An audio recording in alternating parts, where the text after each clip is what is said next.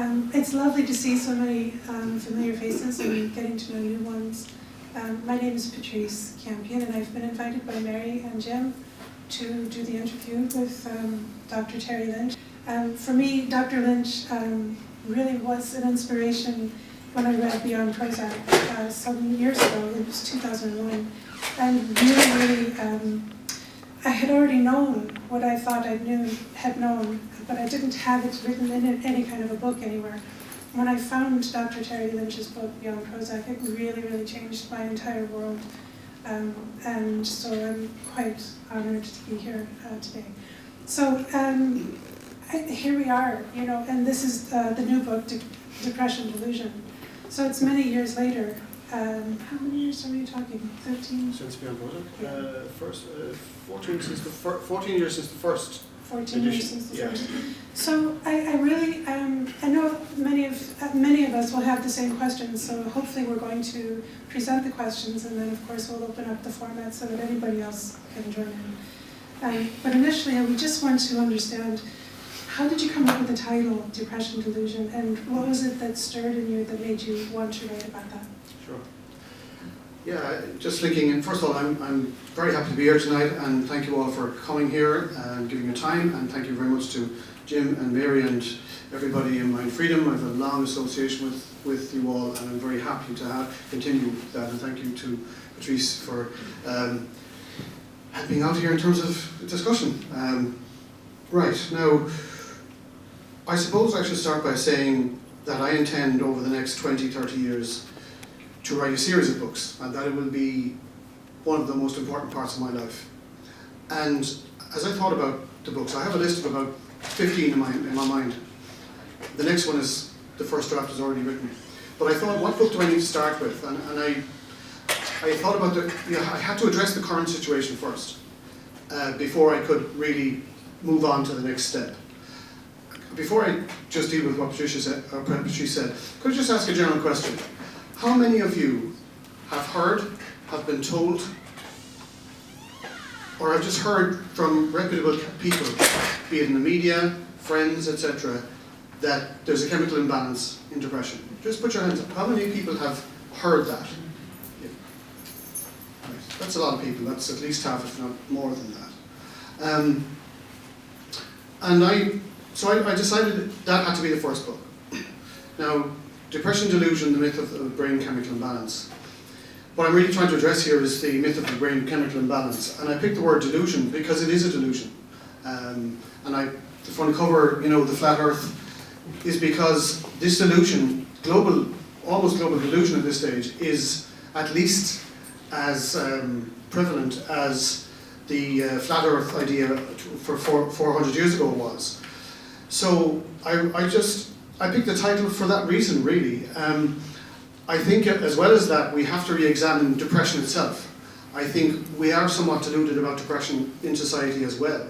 But my main intention there was the chemical imbalance. I really think we have to reappraise what this thing called depression is. And one of the main problems about the chemical imbalance thing is that has distorted our attention. It is, people think, oh, that's the chemical imbalance, yes. Oh, that's the brain thing, isn't it? And actually, what I've realised, and I think a lot of you have realised, is that it's not fundamentally about the brain at all. It's about woundedness and trauma. It's about the distress that trauma causes, little traumas, big traumas. It's about the defence mechanisms we create in response to the woundedness and the distress. And our choice making is in there somewhere too, but our choice making is compromised by the previous three. Now, they have nothing to do with biology. Now, biology will reflect them, certainly. Like the brain will reflect how we are. Sorry not to be going on, I've gone way off track, but I do that all the time. A very important point in all of this, one of the mistakes we've made in society, and I think this is drug company and psychiatry driven, is we've got mixed up about the brain.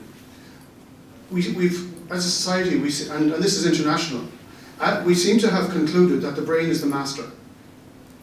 Whereas actually, if you sit back and look at it, the brain is largely the servant of the being, the servant of the mind. And so we're putting all this attention into the brain, which is the servant of the mind. And the brain naturally is going to respond to trauma. But the brain is not the orchestrator of the trauma. The brain is reflecting and responding to the trauma. So we need to shift our attention away from the biological brain and deal with what has actually happened to people. Eleanor Lungton, some of you may have come across her in a TED talk. She's a psychologist in Britain who has made a complete recovery from schizophrenia. And she often says, you know, we shouldn't be asking what's wrong with you, we should be asking what happened to you. And I completely agree with that. And sometimes we don't remember what happened to us. But the evidence, I see it with every person, I would say, over the last 10 years. And I can never see evidence of chemical imbalances because you cannot ever check for them. So rather than get preoccupied with this idea that can never be proven, why don't we deal with what's directly in front of us, which is people, we're all humans, we get hurt, we get traumatized, little things can traumatize us. And we live in a society that does not recognize that. And the medical profession is contributing to that by sidelining trauma as an issue and putting depression in there as the centerpiece. One interesting thing I came across recently was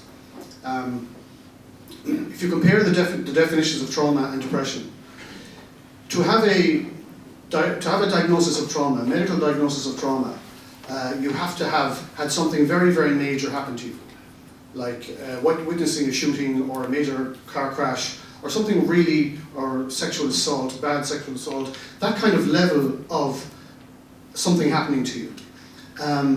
Whereas with depression, 2 weeks of not feeling so good will qualify you for a diagnosis of depression, which will explain why, which contributes to explaining why 60 million prescriptions nearly at this stage are written in Britain every year for antidepressants. And you can be sure that there's an equivalent figure in Ireland. Whereas, you know, in research actually for the next book, I came across something in the NHS, the National Health Service in Britain. And I think one of the reasons I'm so passionate about this is that when I see stuff and I read it and I say to myself, that just doesn't make sense. And a 12-year-old would know that that doesn't make sense. And yet this is what the medical profession is telling people is real. And the thing I came across in the NHS, it was an official National Health Service trauma site, I suppose, advising people about trauma. And they actually said that things like divorce, job loss, exam failure, that they're simply upsetting. They don't cause trauma. And I thought, ask any 12-year-old whose parents have divorced, you know, is it merely upsetting? Or, you know, the people who've been involved in it, everybody's been involved in a divorce, it's merely upsetting. And I think it is a very deliberate, and I think for some people involved in the system, they're not conscious really of what they're doing. But the effect of it all is to create a system which sidelines human experience really, and reinterprets it in medical language, and in a way, what's the word for it? When a country captures another country, there's a word for it. Conquers, yes. It's like they conquer and make it in their terrain. So distress becomes within the medical terrain. It shouldn't be. It's human experience, as I said, and it needs to be worked through, and not just medicated. To me, it's about logic and science, really. But what I've learned is that my medical colleagues can often find it very difficult to go beyond a certain point in examining stuff. Like one thing that has struck me over the years is, you know, I would know, and I just did a very brief exercise recently, and I looked back and I thought, well, how many people do I know who've had a bipolar diagnosis? And I mean, you know, would have qualified for a full medical diagnosis of bipolar with hospital admissions and real, you know, highs and lows. How many could I think of in 5 minutes that I have met, worked with, or not worked with over the past 6-7 years, or 5 years actually, I think it was, who've made a complete recovery who are off all medications. And within about 3 or 4 minutes, I came up with about 13 people. Now, most psychiatrists would say to you, that doesn't happen. Bipolar is a chemical imbalance, they will tell you, and like diabetes, you need treatment for life. Well, that just, again, there's another word for Campion. Like, if that flies in the face of what I have seen and what I know, and it flies in the face of what a lot of other people know. So, you know, the question strikes me, well, why, if this is possible, if recovery is possible, why is it not center stage? You know, it's center stage in every other area of medicine. I mean, somebody who gets breast cancer or a neurological problem or a heart problem, the doctors will always aim for the best possible outcome.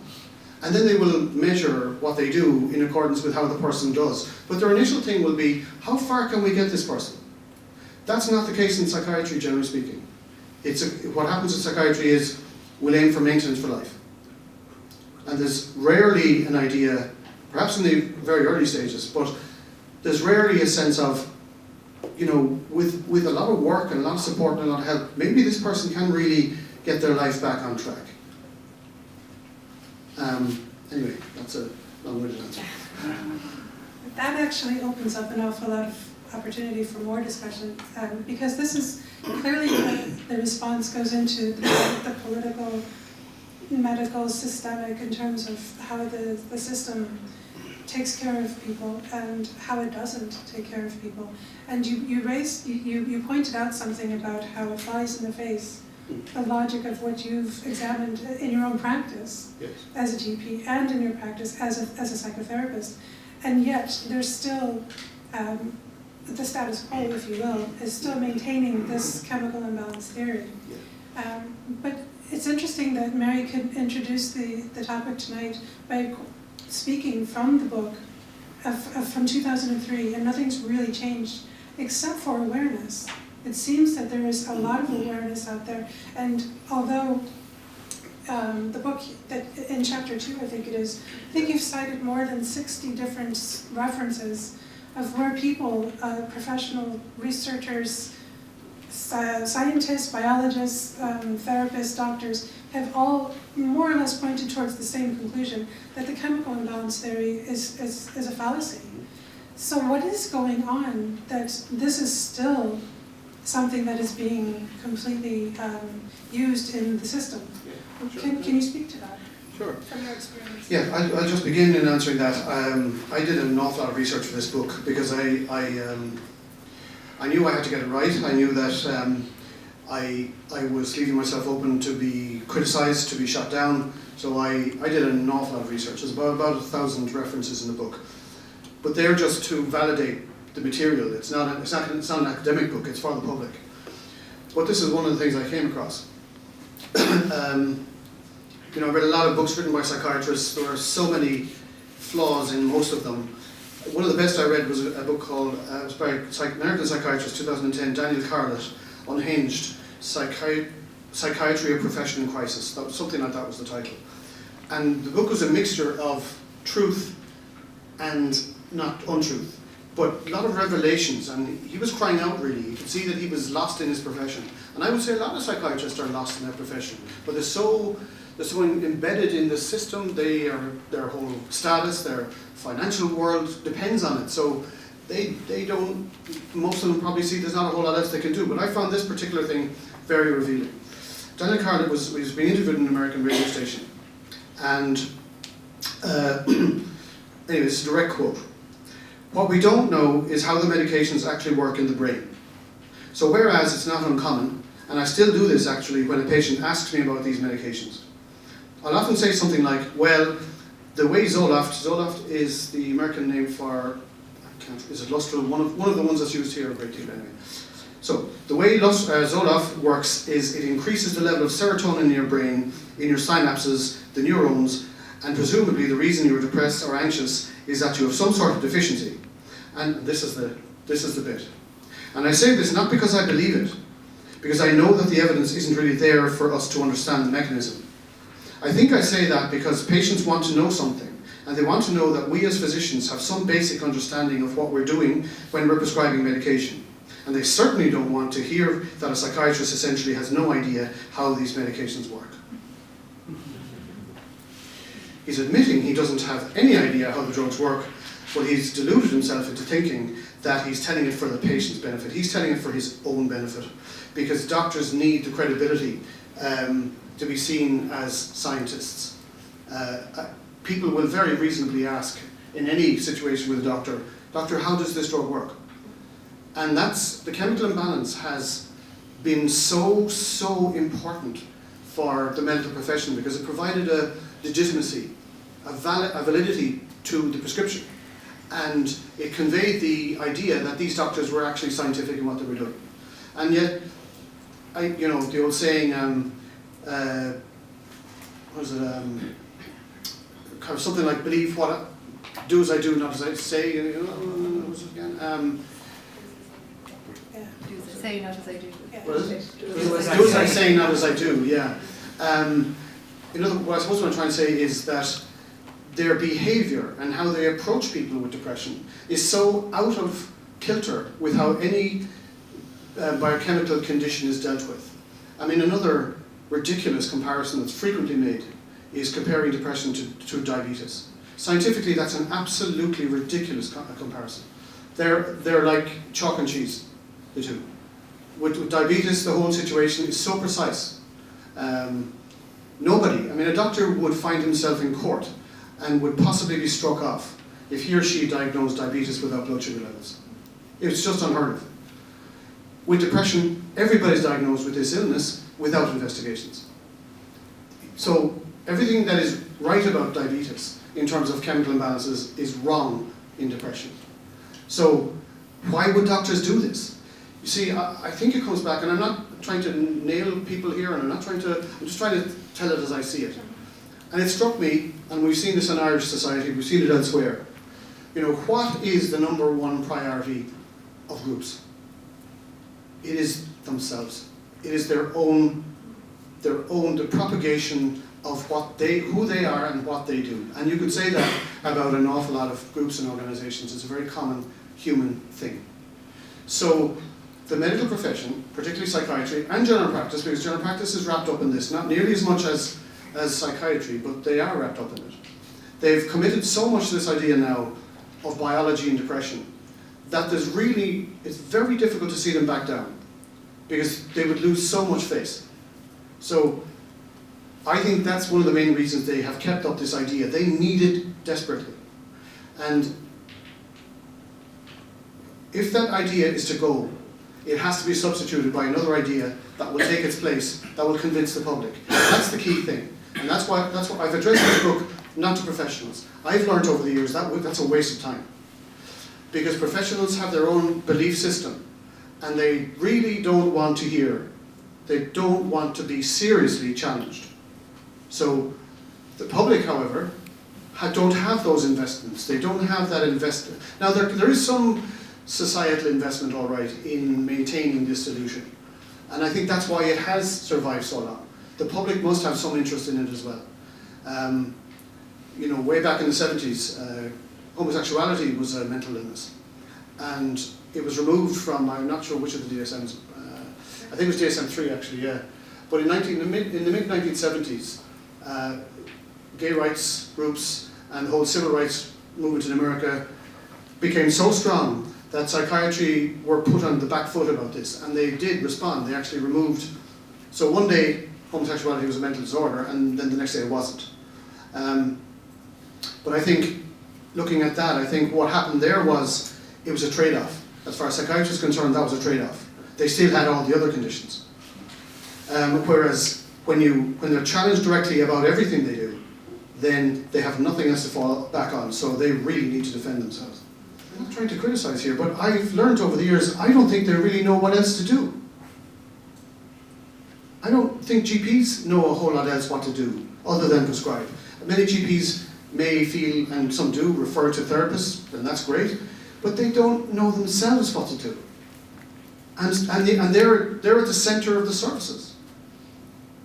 So I think there needs to be a fundamental review of this whole mental health issue, and people's experiences need to be put at the heart of it, and you take it from there. Did I even answer that question? No, again, it leads to more. Yeah. Just as we probably most of us know, this topic. The book is seriously a labyrinth of knowledge and information that continues to beg the question: why is this continue to be perpetuated? And I think if if I might go back into the book, Yeah. how you wrote about a little bit of that according to the DSM, and how that was established and how that was put together as a manual for diagnosis. Yeah. And the science behind it is actually proven to be very unscientific. That's right. And you wrote about that, and if you wouldn't mind just speaking a little bit about that, because many people wouldn't know that the DSM, which is the Diagnostic Statistic Manual, in its 5th series, has been used as the Bible for diagnosis throughout the world, well, mostly in America, but it's the ICD here in the European Union. And it borrows from that. It takes not much of its basis from that. So can you please... Yeah, I mean, the misinformation that comes through from on high in this whole mental health area, the chemical imbalance bit is just one. There are many others. And this is, the whole DSM thing is one, because it's presented as a highly scientific document. And it is, that plus a thing called the ICD-10, they are the guiding lights for psychiatry and consequently for general practice. So, they're very, very important documents, but they're created by consensus. There's no science in the DSM. It's all consensus. So groups of psychiatrists, mainly from the American Psychiatric Association, get together and I don't mean this in a critical way, but it's not unlike the way the Pope is elected. It really isn't. They meet in secret, they have their secret meetings, they thrash things around for quite some time, and eventually they come to their conclusion.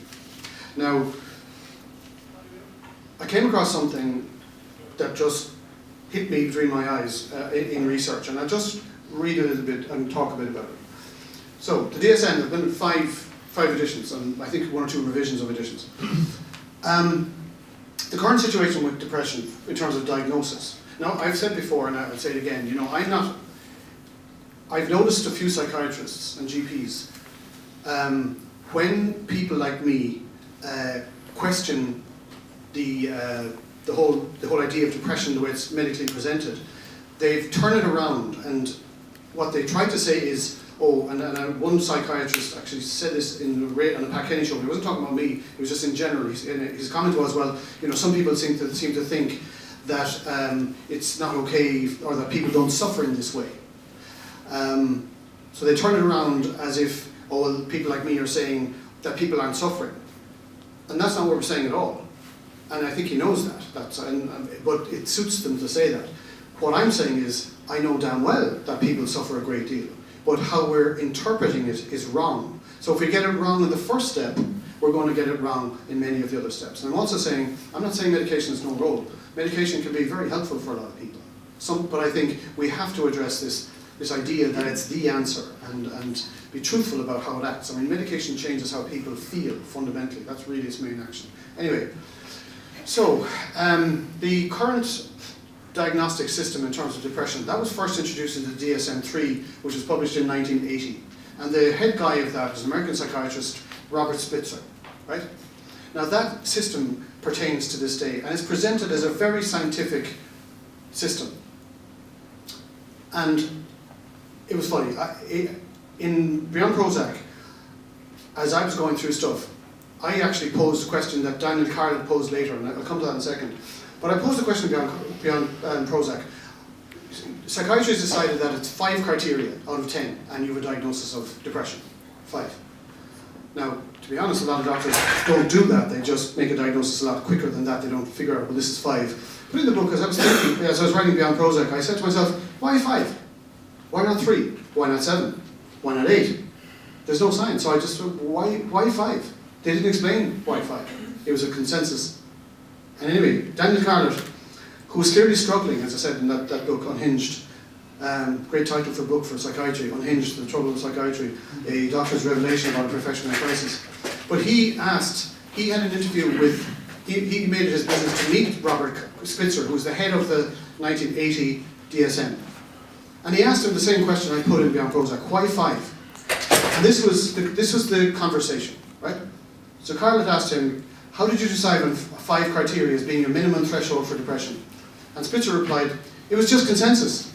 We would ask clinicians and researchers, and this is the question they'd ask them, how many symptoms do you think patients ought to have before you would give them a diagnosis of depression? And we came up with an arbitrary number of 5.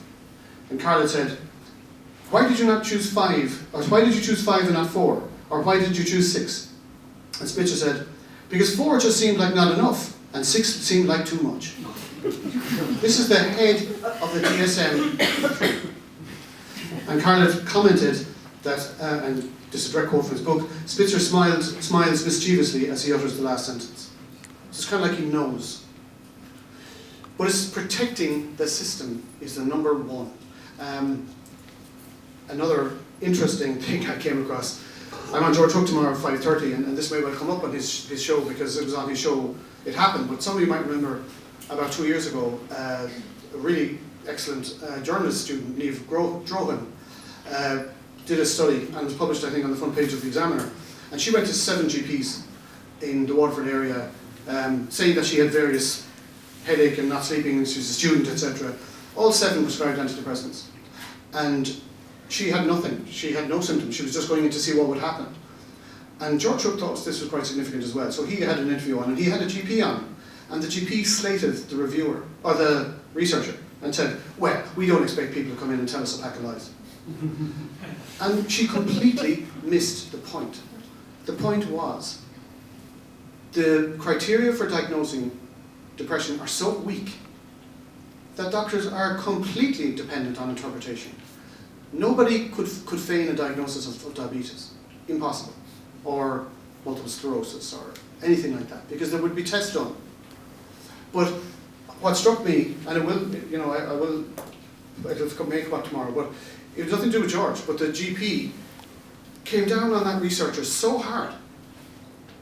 And what was screaming out there was, your diagnostic ability here is so unscientific. But that was too difficult a question for that GP, so it was like attack being the best form of defense. So again, another example for me anyway of, number one, we protect the system.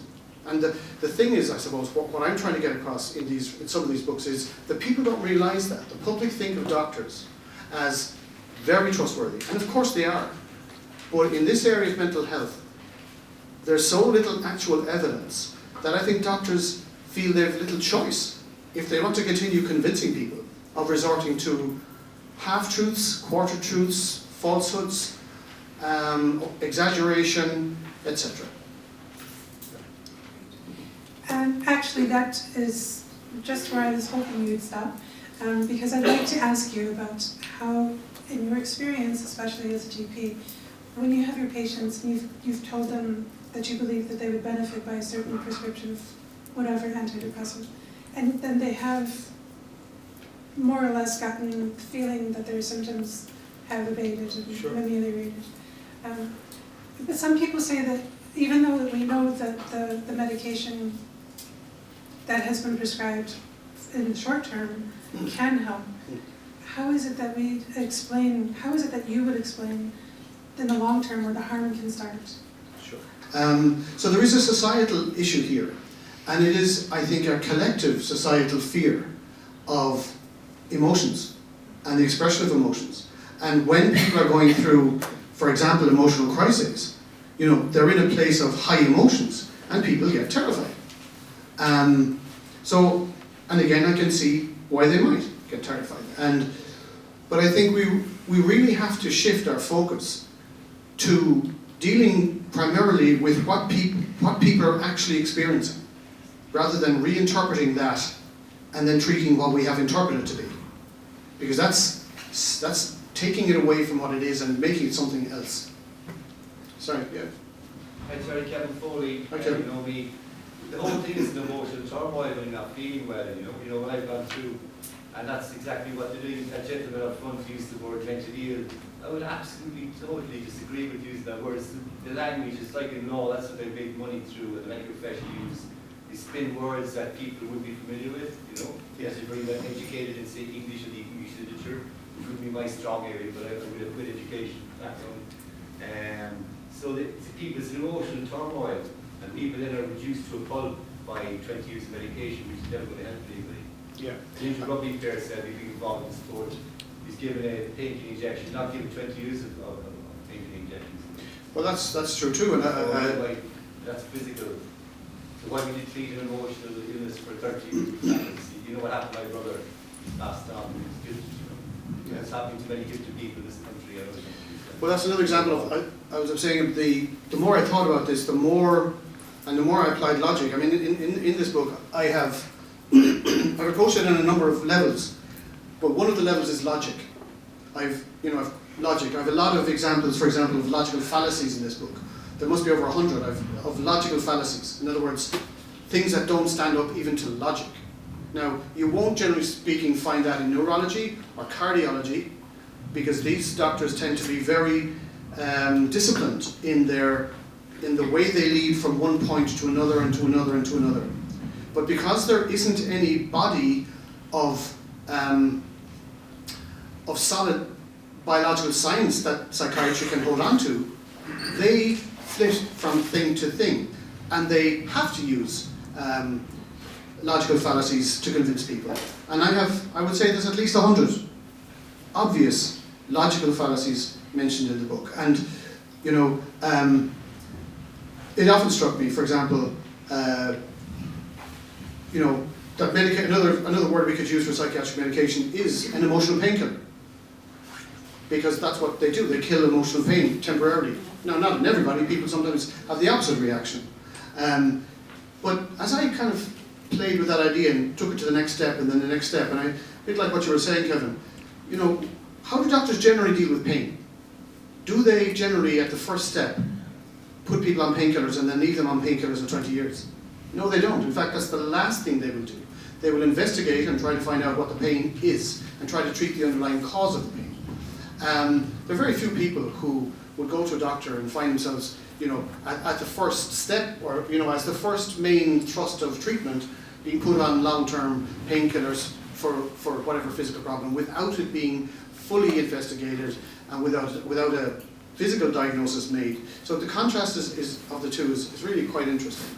When you launched the book Selfhood, what I'm just wondering is, like, that night CampiLynch, the Minister for Health or whatever, was there, and like she seemed to be supportive of the idea that they'd be community-based and that there would be alternatives and help. And they agree that it's usually, if you speak long enough to somebody and can empathise, like if people are lucky enough to be able to go to yourself or somebody like-minded, but like really, realistically, that's not available. There is nothing. I know somebody who works in crisis area, and like there is kind of nothing from Friday still to Monday. So like, do you know if there's anything definitely being done to help people look at the alternatives? I'm just wondering that. I'm not hugely involved in. I was for 9 years, and I was on the Vision for Change group and then the implementation group for 6 years after that. But that finished in 2012. I haven't been involved at a national level really. You see, the problem comes down to the fundamental belief systems, and again, this is where the chemical imbalance idea is so important. As long as these issues are seen as fundamentally biological, then the powers that be see things like counselling as, it might help a little bit, but it's not the essence of the treatment. It's kind of like, it's grand, but the doctors will do the serious stuff, the really important stuff. They'll do the prescribing, that's the key. And sure, we'll bring in a therapist to help out a little bit over here. It's not core, so it doesn't get the validation. Now, I'm not suggesting that it's all about therapy either. There are people who've made recoveries and they've never seen a therapist. Because to me, it seems to be about finding your way back to who you are, to a life that works for you. It's a journey. And, people have done that without therapists. So I'm not saying, it's all about, I'm not saying medication is bad, therapy is fabulous. Some people have found therapy very helpful, others haven't. But the thing, the reason I suppose I try to aim at the public is that the public have a huge role here. Public opinion is a sleeping giant. And if public opinion would wake up on this one, it wouldn't be long before there would be change. It really wouldn't. It may sound like a poor analogy, but you might remember 15, 20 years ago, or whenever it was, plastic bag tax came in. Within months, the litter problems in this country just reduced. People thought, we can't adapt to that, and they did. The public got behind an idea. getting the public behind an idea is crucial. And that's why, so, see, even if there were lots more therapists, even if it's within that biologically dominated system, I think their ability to really make a difference is compromised anyway. I've worked with people who've worked with therapists within the system, and a lot of therapists within the system either kind of, what's the word? They are subordinate to the medical role, or even if they don't agree with the medical role, they feel in their position quite often they can't really speak much. So to me, the fundamental problem is the ideology, the whole belief system that has to go. It really does. And I think, but in terms of, I don't see, I haven't heard of much happening, and They're not making it a priority. no, I don't think just so. might add to that where more of the resources for therapy seem to be going is amongst the charities, like Aware, Pieta House, Console. It's the charities that seem to be taking the lead in terms of providing alternatives, which is an awful shame, really, that it's not coming from the mainstream. I'd also say as a therapist myself that having recently met a group of therapists in Dublin who are also working and doing great work, that we need as therapists to organise ourselves a little bit more to challenge, to write to psychiatrists and say, well, this person is recovered now, and to link in. It's difficult, there's no receptivity there as a therapist. You're not treated as an equal.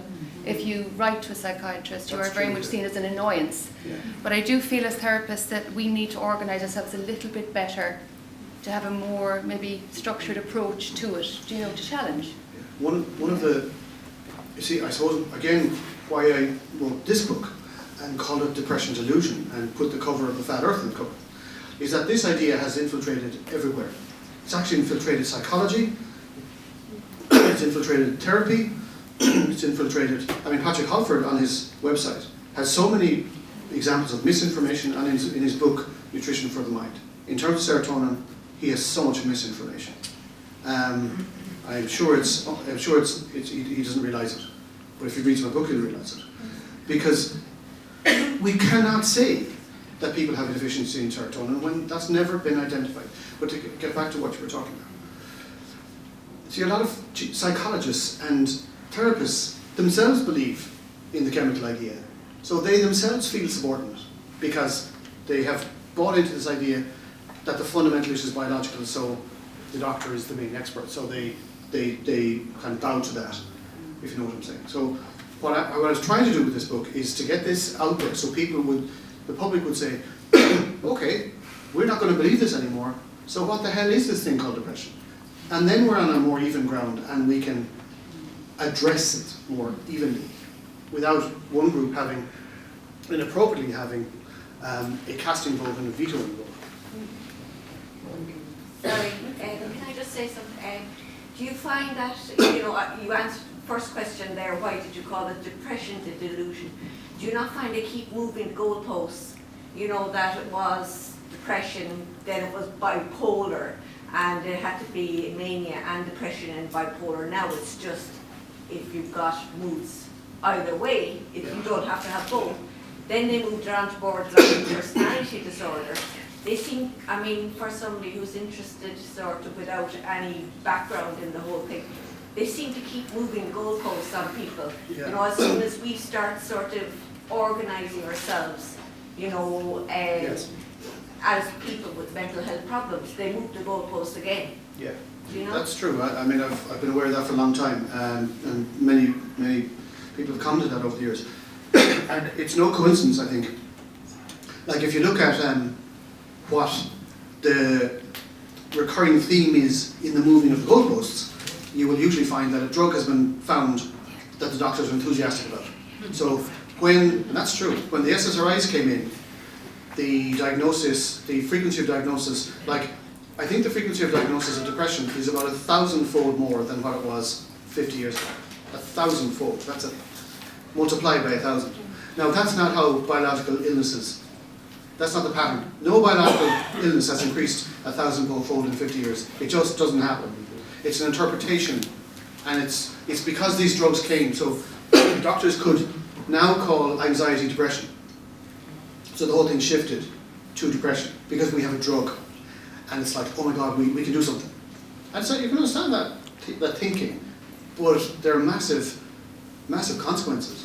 And with bipolar, it's something similar. The rates of diagnosis of bipolar, now figures-wise I haven't got them at this time, but they also have gone up enormously in the past 10, 15 years. Why? Because doctors have got enthusiastic about the drugs, and doctors have got less enthusiastic about the drugs for schizophrenia. So I'm not quite sure if this is correct, but my sense is that the diagnostic rate of schizophrenia is certainly static or falling, but the diagnostic rate of bipolar is increasing. So you do get flavour of the month conditions, and they're almost always linked with the doctors feeling, well, we have a drug now we feel is good, or we have a handle on this condition, if you know what I'm saying. That's my reading of it. And that's other people's readings. I've seen several doctors over the years who study this saying that, and I think it's the best explanation I can come up with. It appears to me that there's an increase in suicide amongst particularly young people. And so is that due to the lack of psychiatric input, or more increase, or is it due to the increase in the amount of medications or the prescriptions? Like, it appears that there is definitely an increase in suicide. Yeah, I think suicide, and I'm looking forward to writing a book on that. Now that will be, I'm not sure where it's on the list exactly. Suicide needs to be addressed. It is not being addressed properly at all. No. And you know, I don't mean this to sound harsh or anything like that, but I think suicide has been hijacked by the medical profession, because suicide is about pain and hurt and overwhelm and complete sense of loss, and to reach that point usually there's been a lead-in period of immense pain and distress. The medical model changes that into an, you know, I mean, you hear doctors saying that suicide is, the majority is 80% or 70% of suicides are linked to depression, are caused by depression. Again, the idea of the begging the question logical fallacy comes in here all the time. Because if you bring it back and you bring it back and you bring it back, well, what is depression? And doctors then say, of course, well, it's a chemical imbalance or it's a brain problem. It isn't. It's the things I was saying earlier. It's trauma, it's woundedness, it's distress. And if you think about it, the vast majority of people who take their life, that's what's going on for them. They have a story of trauma, they're in great distress, and in its own way, suicide is a defense mechanism. It's a way of but ending my pain. So I think that we will only address suicide properly when we grow up as a society. Suicide has become, it's one of these things that's talked about and yet not really talked about. And depression is a bit like that as well. A lot of talk about depression, but the heart of depression, the hurt, the pain, the sorrow, the actual experiences that people are having, the shutdown, withdrawal, avoidance, these are core features of depression. They need to be talked about. They need to be, and got out of this umbrella term, depression. Depression really, as John Waters wrote once, he was actually commenting in my book Beyond Prozac, telling us we're depressed tells us nothing. It doesn't really help us that much. But if you break it down, to shut down, people shutting down, well, that's something perhaps we can work with, or withdrawal, or avoidance, or the mask we feel we have to wear. If we break it down to and then work with that, then you're getting to the heart of the matter. So, I think there are lots of reasons why the suicide rate has gone up. Lots of reasons. Yeah, sure. I would say as well, I know that many people feel very overwhelmed, and yes, we do very unusual things when we are overwhelmed, but also it is true, because I know from personal experience, that when you take certain drugs, they can change you so much. You will do things you couldn't believe you do. Like, I remember when I was a young woman, and I was in Dublin, and I lived in a flat then with a few other women, and they were taking street drugs at the time, and LSD was one of the drugs that used to be taken quite often, and some of the girls would change completely when they take the LSD. They would say, I had a good trip this time, and I may have had a bad trip another time. And I know people, when I was in group therapy myself earlier on, they would have said that they would fly out of, they'd actually walk out over, that you would never do if you weren't taking these drugs. I'm sorry, but these drugs can cause that, and I'm one of those people who know that. Are you talking about psychiatric drugs, Yes, or are you psychiatric talking about drugs. illegal I drugs? talk about psychiatric drugs. Yeah, and it's when you're on an antipsychotic and you've been on it for a while and you stop your medication at once, you go psychotic. It's not the person that's at fault, it's the medication. The medication has put a hold on the body, and when that is stopped abruptly, you go crazy. And So that means you end up, you get very violent, and you end up going back into hospital. You'll either be picked up by the guards, and you're back in a locked ward, back on your medication again.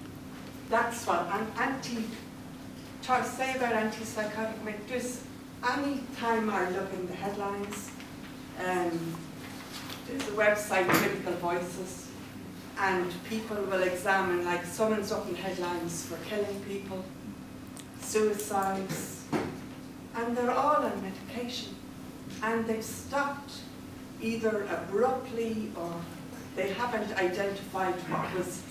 If someone has a trauma in their early years and they're on medication and they come off it, that trauma is still active. But like, the doctors put us on antipsychotic medication, and it's, I don't know, I just think as a person, we're not being treated properly. You know, the oath that doctors take, we're like guinea pigs. Absolutely, and it's another reason why there has to be levelling of the playing pitch here. The doctors are up here telling everybody what's good for them.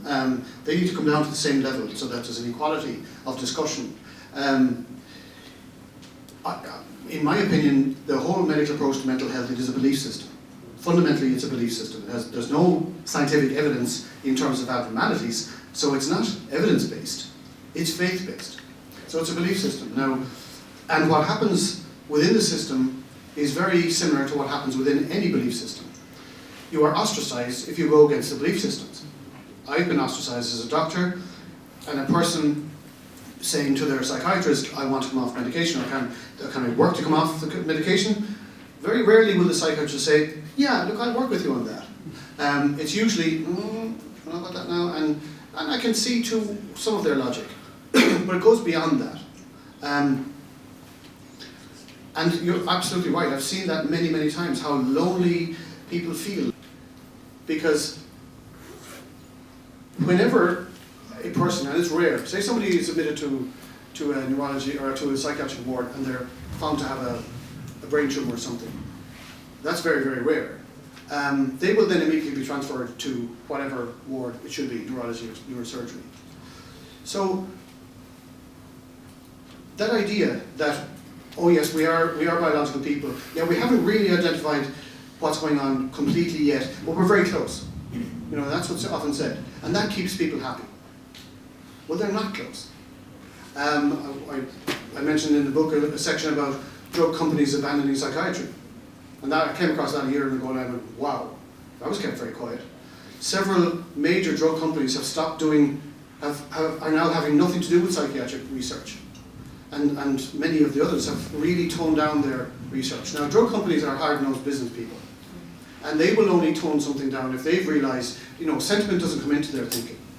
They will only tone down their research if they think they're flogging a dead horse. And that's what's happened for drug companies with psychiatry.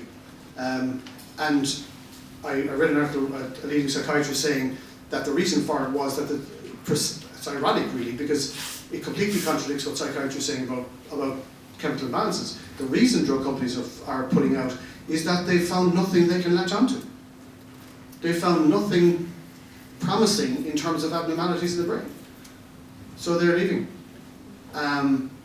And that's an emerging crisis for psychiatry, but you don't hear much about it because it would be embarrassing for psychiatry, but it's a fact. So there's a lot of stuff going on that the public are not told about, and I think one of the reasons for that is that if the public knew the full truth, like doctors, GPs and psychiatrists would be called to account for themselves an awful lot more than they are now.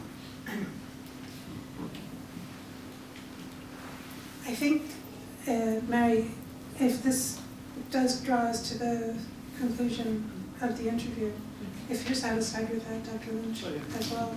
But I think that, this is obviously a discussion that can continue, and I know we're going to open up the discussion to continue with yourselves.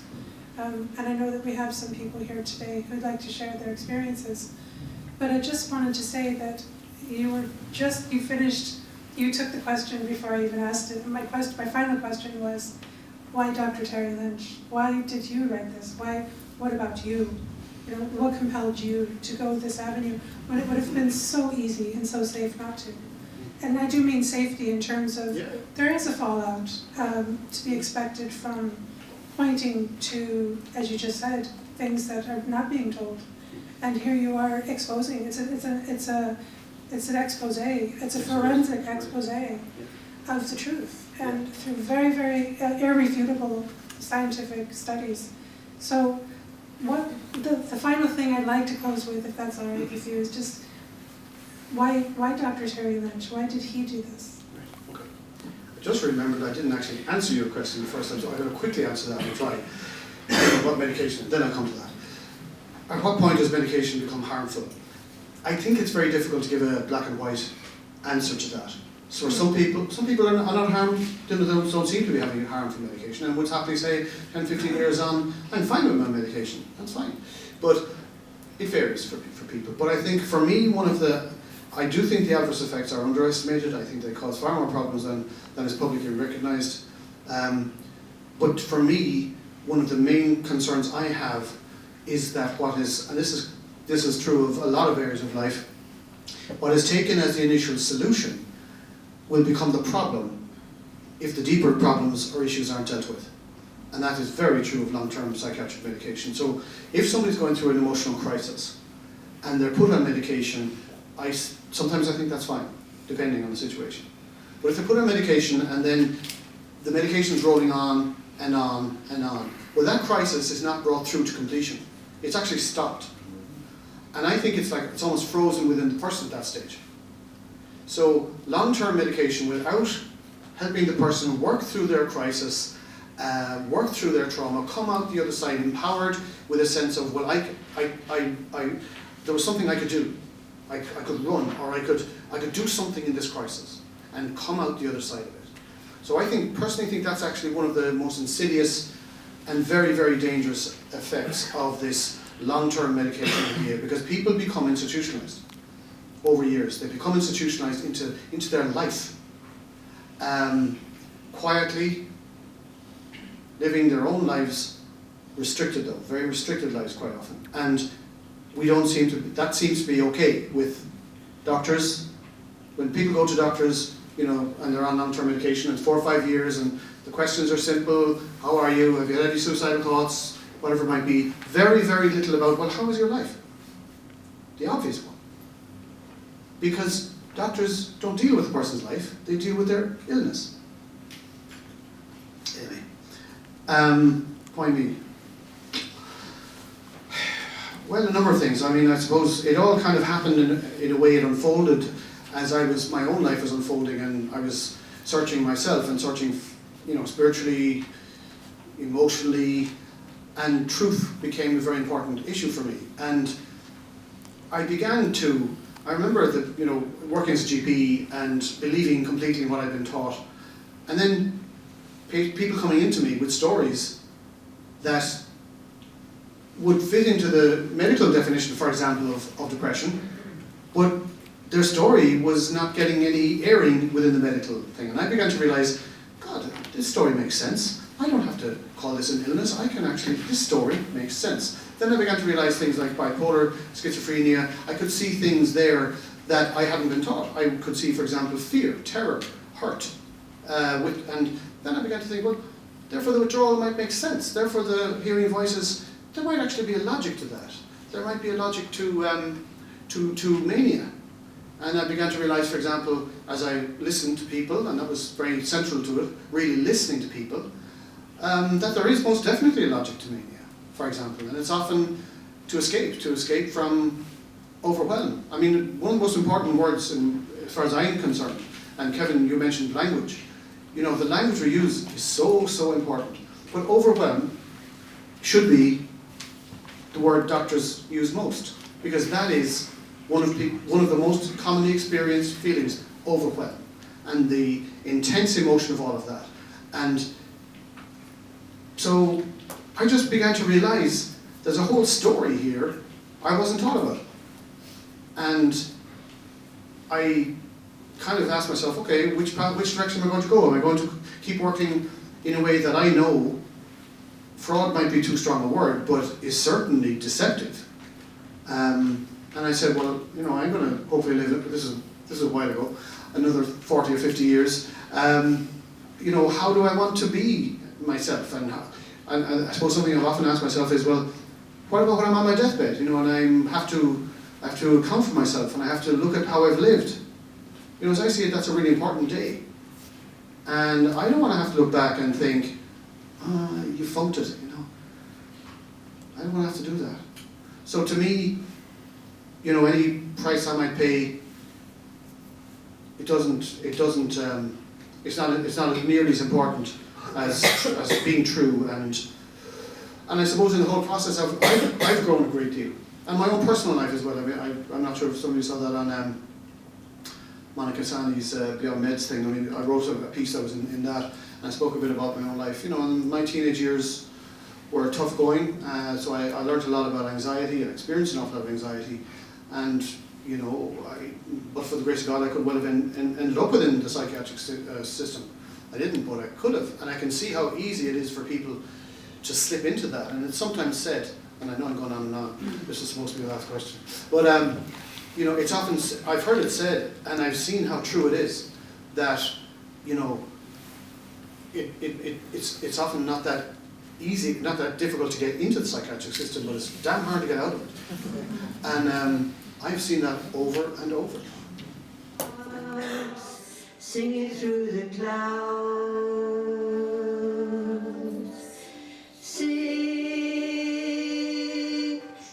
from the mountains, singing from the rooftops, singing through the clouds. They say they scientific, concocting trials, result they frame,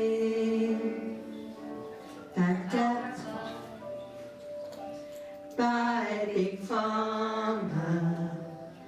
They line their pockets to achieve their power.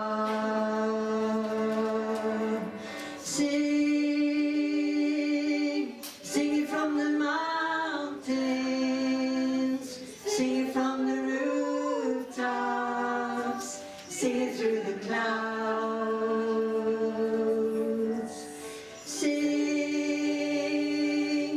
Singing from the mountains, singing from the rooftops, singing through the clouds. Brain zapped with electric shock, brain DCT damages our brains. Machines are not examined, they line their pockets, destroy our brains. Everybody. Singing from the mountains, singing from the rooftops, singing